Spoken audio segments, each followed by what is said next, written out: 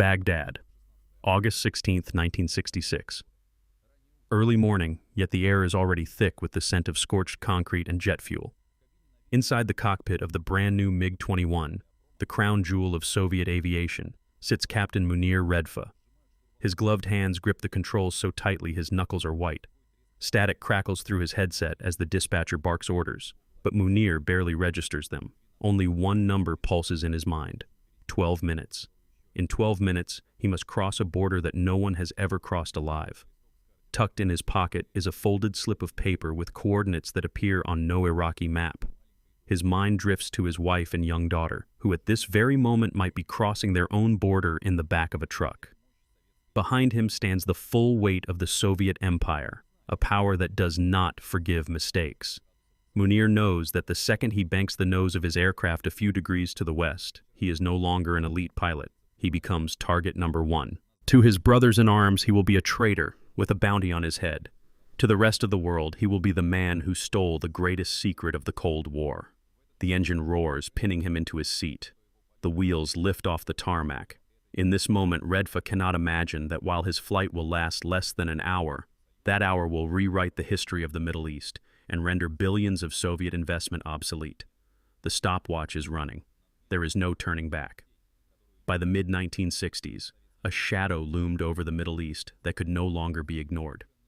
The Soviet Union had begun mass exporting its most advanced weapon, the MiG-21, to Arab nations. To Western intelligence and the Israeli military, this plane was a ghost. Fast, agile, and armed with air-to-air missiles, it outclassed everything in the Israeli arsenal.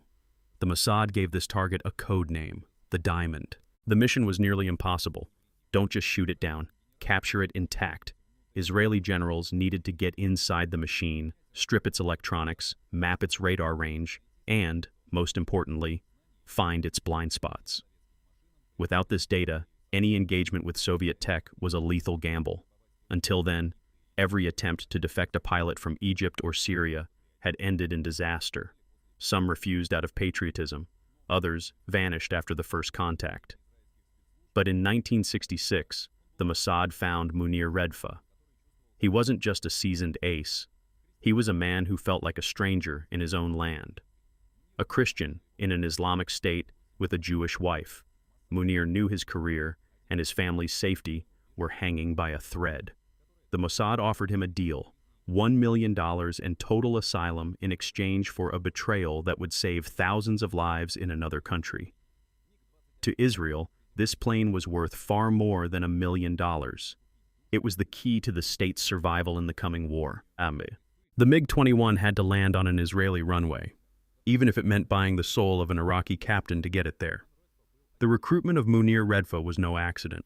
Mossad agents specifically targeted a man already in the throes of an internal conflict. As an Assyrian Christian in an era of rising Arab nationalism, Captain Redfa felt like an outsider in Iraq. His career faced a glass ceiling, and his faith made him a target of suspicion for counterintelligence. The deciding factor was his family. With a Jewish wife, Munir realized their children had no future in an increasingly radicalized nation. When Jackie, an undercover Israeli agent, made contact, she didn't lead with money. She led with the safety of his daughter. The psychological trap was sprung in Europe, where Munir had traveled under the guise of a vacation. In a quiet hotel, they presented the plan. Israel guaranteed not just money, but a new identity, citizenship, and the immediate evacuation of his entire family. The $1 million reward was merely a supplement to the chance for a clean slate. Munir hesitated for a long time. He was a patriot of his craft, but not of the regime. The choice was between loyalty to a state that oppressed him and the love for a family in danger. Ultimately, love triumphed over duty. Redfa agreed to hand over his country's most guarded secret, signing a contract that made him the most wanted man by Soviet and Arab intelligence services. Preparation for the most high-profile defection in aviation history was conducted in absolute secrecy. Israeli intelligence dubbed it Operation 007. The date was set for August 16, 1966. On that day, Munir was to fly a routine training mission equipped with external fuel tanks, providing the range necessary to reach the border. The route was a formidable challenge. Redfa had to fly over Iraq and Jordan, countries whose air defenses were primed to intercept any unidentified object. Mossad provided him with a map of dead zones where the terrain could hide him from electronic eyes. The most delicate phase was securing his family.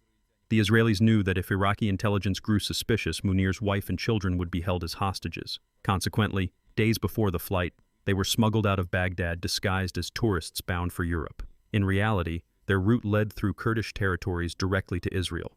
Munir knew that once he left the tarmac, there was zero margin for error. The plan required ultra-low altitude flight to evade detection and total radio silence.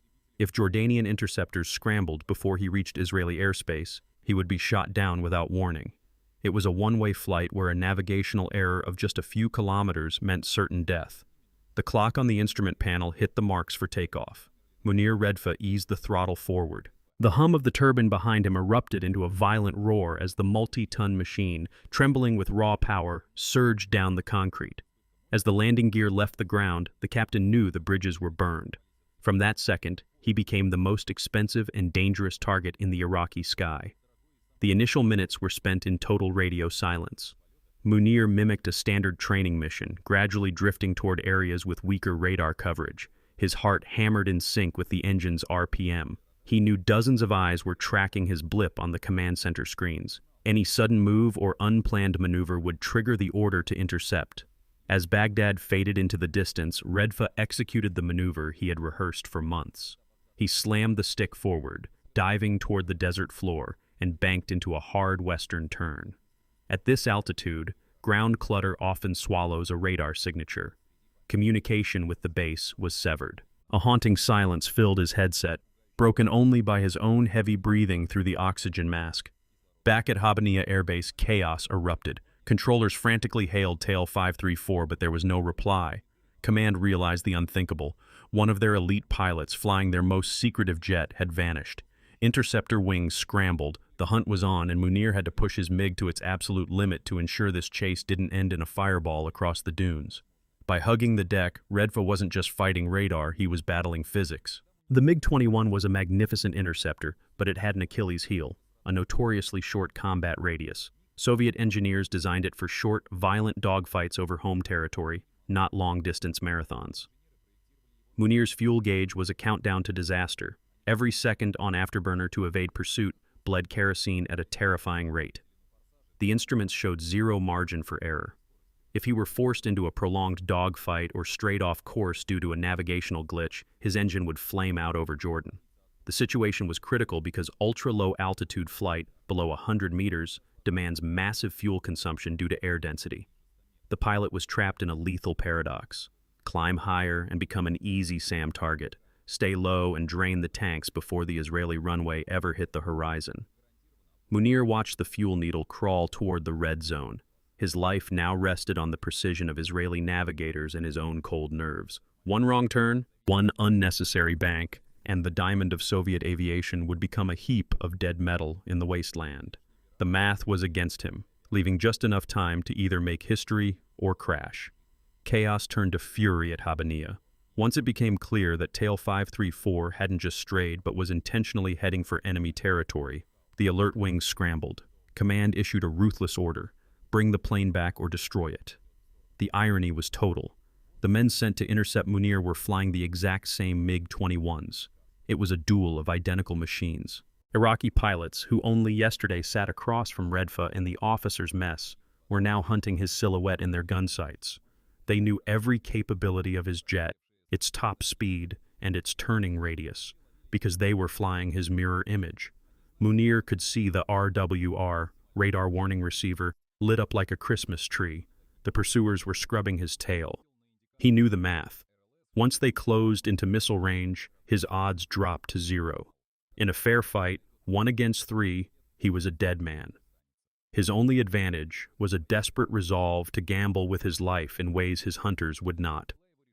He pushed the engine to the jagged edge of a stall, the chase screaming at near-sonic speeds. In his rearview mirrors, Munir searched for the contrails of the men who, only that morning, had called him brother. This wasn't just a military operation anymore. It was a personal vendetta, where the stakes were $1 billion secret and the life of a man who had instantly become their greatest enemy. Behind his jet, the air effectively began to boil. The interceptors caught him just as he approached the Jordanian border. Realizing the prize was slipping away, Iraqi command issued the kill order. Inside Munir's headset, a sharp, rhythmic chirping escalated into a steady scream. A missile lock. An R-3C, the Soviet answer to the Sidewinder, had found his engine's heat signature. A brilliant flash erupted in his mirrors, followed by a thin, white umbilical cord of smoke. The missile was closing at twice the speed of sound. Munir had seconds. His MiG wasn't equipped with flare dispensers, his only shield was physics. Redfa yanked the stick back and hard to the side, throwing the jet into a high G barrel roll. At 7 Gs, the blood drained from his brain, a gray veil clouded his vision, and his body felt like it was being crushed into the seat by a lead weight. The MiG-21 shrieked under the structural strain. The missile, unable to match the violent snap turn, overshot his fuselage by mere meters and self-destructed in a puff of black smoke. But there was no time for relief. The maneuver had bled his airspeed and gutted his fuel reserves. The Iraqi pilots were already splitting for a pincer attack. The sky over the desert had become a kill box where one stumble meant a shallow grave in the sand. Dodging the first missile pushed Munir toward a choice that bordered on insanity. To vanish from Jordan's radar and break the interceptor's lock, he dove.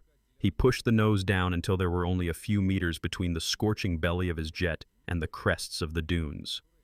At 900 kilometers per hour, the world outside the canopy blurred into a lethal haze of yellow and brown. One twitch of the hand, one updraft, and the diamond would become a smear of burning wreckage. It was a test of raw human reflex.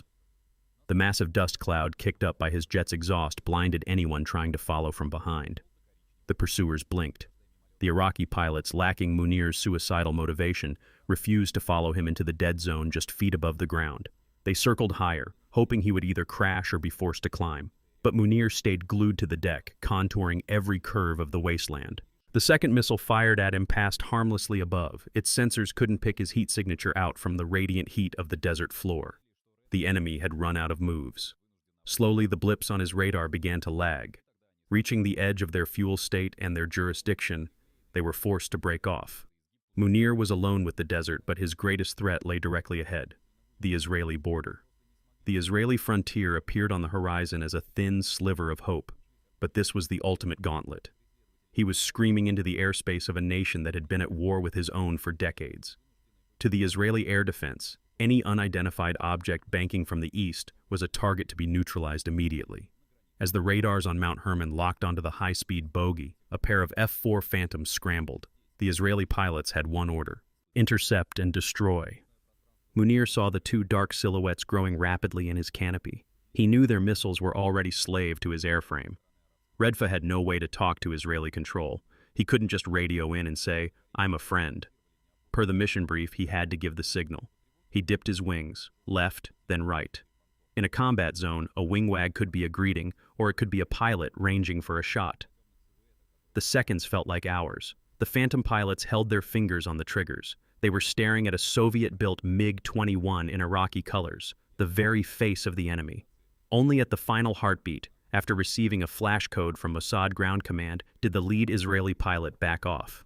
Instead of a missile volley, the Phantoms pulled alongside, flanking the MiG in a tight, honorary escort. Munir was safe from the hunters, but he was now a prisoner of a destiny he could never undo. Hatzor Air Base materialized through the desert haze. Below, Munir could see the base grind to a halt. Technicians, pilots, and intelligence officers flooded the tarmac to witness the impossible. An Iraqi MiG-21, escorted by Israeli Phantoms, coming in for a landing. Inside the cockpit, the situation hit a breaking point. The low fuel warning light wasn't just flickering anymore. It was a solid, blinding red glare. The fuel gauge needle quivered at the 0 mark. Munir knew there would be no second chances, no go-around. If he overshot the runway or fumbled the landing gear, the engine would flame out directly over the airfield, turning the jet into a multi-ton ballistic brick. Munir deployed the flaps and dropped the gear. The dull thud of the struts locking into place vibrated through his entire body. He greased the wheels onto the very edge of the concrete strip. The moment the main gear kissed the tarmac, he deployed the drag chute. The interceptor, its engine let out a final heavy growl as the RPMs died, began to slow. The engine cut out on its own while the plane was still taxiing toward a reinforced hangar. Less than 50 liters of kerosene remained in the tanks, not even enough for 3 minutes of flight. When the canopy finally hissed open, Munir Redfa found he couldn't unbuckle his harness. His hands were shaking too violently. He took his first breath of Israeli air, realizing the flight of Captain Redfa was over. In that instant, he ceased to be an officer of the Iraqi Air Force and became the Western world's greatest asset, the man who hand-delivered the key to the skies. As soon as the hangar doors slammed shut, a feverish operation began. Israeli engineers and American specialists from the Air Force Intelligence scrambled over the machine in what is known in the trade as an autopsy. For them, this MiG-21 was no longer a weapon. It was a high-stakes technological puzzle that had to be solved immediately. Every bolt, every sensor, and every weld on the airframe was subjected to grueling analysis. Soon, facts emerged that stunned Western experts. The Soviet fighter of the future had fatal flaws. Engineers discovered the engine was prone to overheating during sustained afterburn, and rear visibility was practically non-existent. The pilot was effectively blind to anything on his tail. But the ultimate breakthrough was the radar. Researchers identified its operating frequencies and figured out how to blind it with standard radio interference. They calculated the exact distance at which Soviet missiles lost their lock and mapped the specific angles of attack where the MiG became sluggish and vulnerable. This data didn't just sit in classified folders. Israeli pilots began training against the stolen jet, flying mock dogfights in their Mirages. They memorized the MiG's behavior until it was instinct, knowing exactly which maneuver their opponent would make before they even made it. By early 1967, the Israeli Air Force possessed knowledge more valuable than any weapon. They knew their enemy's face, they knew its fears, and they knew exactly where to strike to make it terminal. The morning of June 5, 1967, was the moment of truth. Every scrap of intelligence gathered from the stolen jet was forged into a devastating strategy. Israel launched Operation Focus, a preemptive strike designed to annihilate the Arab air forces on the ground. Israeli pilots flew at treetop levels, utilizing the exact gaps in radar coverage that Munir Redfa had helped pinpoint. They knew to the second how long it took an Egyptian or Syrian MiG-21 to warm up and take off. They knew the enemy's communication frequencies and jammed the airwaves at the critical moment, paralyzing the defensive response. In just 180 minutes, the fate of the Six-Day War was decided. Nearly 400 aircraft of the Arab coalition were incinerated on their runways before they could even lift off. The few who managed to scramble flew straight into a trap. The Israelis already knew their G-load limits and their blind spots. Soviet military advisors in Cairo and Damascus were paralyzed with shock. Weapons deemed invincible were neutralized with surgical precision. The world watched as a small nation stripped its enemies of air superiority in 3 hours. It wasn't a miracle. It was the result of a mathematically perfect strike, built on the foundation laid by a single Iraqi pilot who dared to run. The victory of the Six-Day War was a dome of security, constructed from the secret blueprints of the Diamond. After the dust of the Six-Day War settled, a different kind of war began for Munir Redfa, a silent, grueling, and endless one. The Soviet Union had been humiliated. The secret technologies they banked on for global dominance had been exposed and rendered worthless. The KGB and Iraqi intelligence could not let such a blow go unpunished. The order was absolute. The traitor must be found and eliminated, no matter where he hid. For Munir and his family, Israel was only a temporary sanctuary. Staying in a country at the epicenter of global espionage was too dangerous. Under a veil of total secrecy, the Mossad helped him relocate to the Western Hemisphere. Captain Munir Redfa ceased to exist. In his place emerged a man with a new name, a new history, and a new life. He settled in a quiet suburb, striving to remain invisible. The $1 million promised for the operation ensured a comfortable life, but it couldn't buy peace of mind. Munir lived the rest of his days in a state of constant hypervigilance. He changed phone numbers, avoided casual acquaintances, and never spoke to neighbors about his past. Every time an unfamiliar car drove past his house, he instinctively checked the locks on his doors. While his wife and children adapted to life under assumed names, the isolation took a heavy toll on Munir. He was born for the sky, for the command of complex machines and the rush of flight, but his new reality was one of shadows. A hero to some and a traitor to others, he lived out his life as a ghost, haunted by the knowledge that his personal salvation had come at an immeasurable cost. The fame of being the Cold War's most effective defector became a gilded cage with no exit. Munir Redfa passed away in 2008 in Canada. Until his final breath, he remained a man without a past. His true story locked behind the steel doors of intelligence archives. He received everything he was promised: wealth, safety for his family, and the chance to grow old in a bed rather than the cockpit of a burning jet. But what was the true price of his soul? Redfa's story is more than a military chronicle. It is the eternal question of the choices we make. What carries more weight? Loyalty to an oath and a state, or the life and future of your children? Munir chose family, and that choice saved thousands of Israelis whose lives might have ended in the fires of 1967. Yet that same decision brought death to thousands of others. Arab soldiers and pilots left defenseless against the secrets he surrendered. The mathematics of war fail here. A single stolen aircraft redrew the map of the world, derailed the plans of superpowers, and proved that one man in a cockpit can be more effective than entire armies. But for this triumph, Munir paid with a lifetime of loneliness and a stigma that decades could not wash away. It is easy to debate honor and betrayal from the comfort of a chair. But imagine yourself in his place, with an oath and comrades behind you, and a wife, a daughter, and a single chance at survival ahead. Can you be certain your choice would have been different? Redfa wasn't sure until the very end. Perhaps in stories like this there is no right answer. There is only the decision and the consequences you must live with until the very end.